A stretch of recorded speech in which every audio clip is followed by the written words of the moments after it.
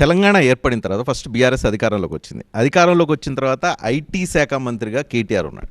కేటీఆర్ 10 సంవత్సరాల్లో ఒక రకమైన హైప్ తీసుకెళ్ళగలిగారు. సో కాంగ్రెస్ వచ్చిన తర్వాత ఐటీ ఎవరికి వస్తుందని చెప్పి చాలామంది ఆలోచించారు. అది మీకు వచ్చింది. సో మీరు మాత్రం చాలా సైలెంట్గా పనిచేసుకుంటూ వెళ్తున్నారు. మీరు నమ్ముతున్నారా కేటీఆర్ ఇమేజ్ని, ఐటీ శాఖలో అతను క్రియేట్ చేసిన ఇమేజ్ని పక్కనెట్టేసి మీరు ముందుకు తీసుకెళ్ళగలిగారని చెప్పి అనుకుంటున్నారు? ఆనాడు ప్రభుత్వం కొత్తగా ఏర్పడ్డది, రాష్ట్రం కొత్తగా ఏర్పడ్డది.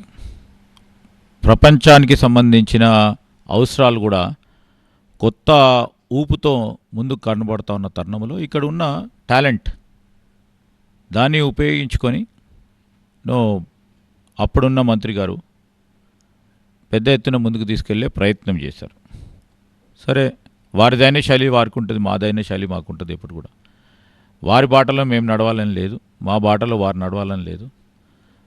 ఆనాడు కూడా ఈనాటి వరకు కూడా ఉదాహరణకు చూస్తే మన్మోహన్ సింగ్ గారు యాజ్ ఎ ప్రైమ్ మినిస్టర్, అంతకంటే పూర్వకం చూసిన పివి నరసింహారావు గారు, వారు తీసుకొచ్చిన సంస్కరణలు దేశ భవిష్యత్తునే మార్పు తీసుకురావడానికి మొదలుపెట్టడం జరిగింది. So it's not about publicity, it's about మనం ఎంత చేస్తూ ఉన్నాం. ఈరోజు అమలు చేసే కార్యాచరణ భాగంలో మేము నా ఆలోచన కూడా అంతే. మా ప్రభుత్వానికి సంబంధించి కూడా నా ప్రభుత్వంలో ఉన్న పెద్దలు కూడా ఆ విధంగానే ఆలోచన చేస్తారు. మీడియా పరంగా ఈరోజు పూర్తి స్థాయిలో ఏం చేయబోతా ఉన్నాం, 2 చేస్తే 10 చెప్పే శక్తి లేదు. 2 చేస్తే 2 చేస్తూ ఉన్నామని చెప్పే శక్తి ఉంది నాకు. ఆ ప్రయత్నంలో పోతాను. I don't want to compare with anybody. They have their own style. నా విధానం ఒక తీరుగా ఉంటుంది, వారి విధానం ఒక తీరుగా ఉంటుంది. సరే, వారికి ముఖ్యమంత్రి గారి స్వయానా కొడుకు కనుక ఈరోజు మీడియా పరంగా కానీ లేకుంటే వేరే వారు ఎవరైనా పారిశ్రామికవేత్తలు వచ్చినా కానీ ముఖ్యమంత్రి గారు కూడా ఎవరిని కూడా కలగకపోయేవారు. ఆనాడున్న ముఖ్యమంత్రి కూడా చాలా అరుదుగా ఎవరో ఒకరో కలిసేవారు. కాబట్టి కేటీఆర్కి స్పేస్ వచ్చింది. కేటీఆర్కి చాలా పెద్ద స్పేస్ వచ్చింది. సరే, వారు ఏ విధంగా తీసుకెళ్లారు, ఏ విధమైన ప్రయత్నం చేశారు, అది డిఫరెంట్ సబ్జెక్ట్ ఆల్ టుగెదర్.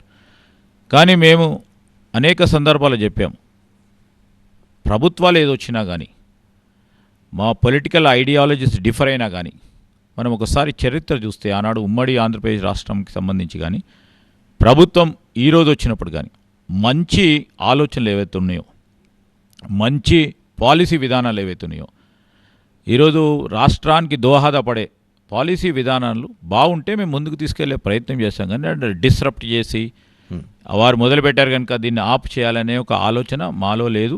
అది స్పష్టంగా ముఖ్యమంత్రి రేవంత్ రెడ్డి గారు కూడా వారు ముఖ్యమంత్రి అయిన తర్వాత స్పష్టంగా ఈరోజు రాష్ట్రంలో ఆల్రెడీ ఉన్న పారిశ్రామికవేత్తలకు కానీ లేకుంటే ఔత్సాహిక పారిశ్రామికవేత్తలకు కానీ పెట్టుబడులు పెడతామని ముందుకు వస్తున్న వారికి మేము ఆటంకం కలిగియము.